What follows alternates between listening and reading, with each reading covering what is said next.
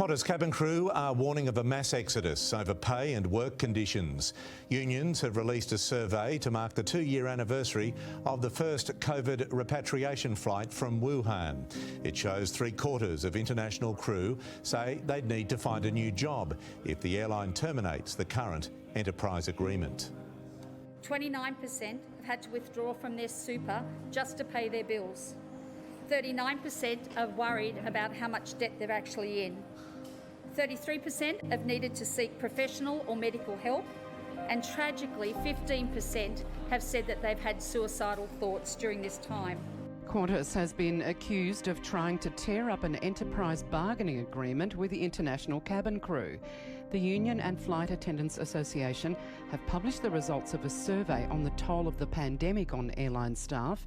81% of 1,200 respondents say their mental health has suffered. What have we seen in return? It's Qantas, after having personally thanked these people for rescuing Australians. The Prime Minister gave a certificate of thanks. The same CEO of this company has now said he wants to tear up their collective agreement, which would force some people back by up to 65% in terms of wages and conditions. It's almost unbelievable that the same people that rescued stranded Australians are now being treated in this way. They received letters of thanks, as you can see, from Scott Morrison, Alan Joyce. They were heroes, but right now the company is saying they're worth zero. It's evident to me that Qantas are using this pandemic as an excuse to reduce these loyal workers' wages and conditions and to smash their union. And that is unjust. That is unfair. That is not in the spirit of this great airline, and that is un-Australian. This is just atrocious stuff. And I think that the Australians looking at this would think, hang on a minute, this airline trades on the idea of the spirit of Australia.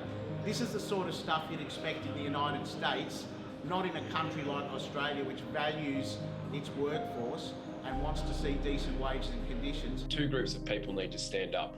The board, who has been complicit in this for the last 2 years, need to stand up. You've got someone like Todd Sampson on there who runs around in television shows telling us how to better ourselves and wears these nice socially progressive t-shirts, has not said boo while Joyce has taken an axe to the workforce.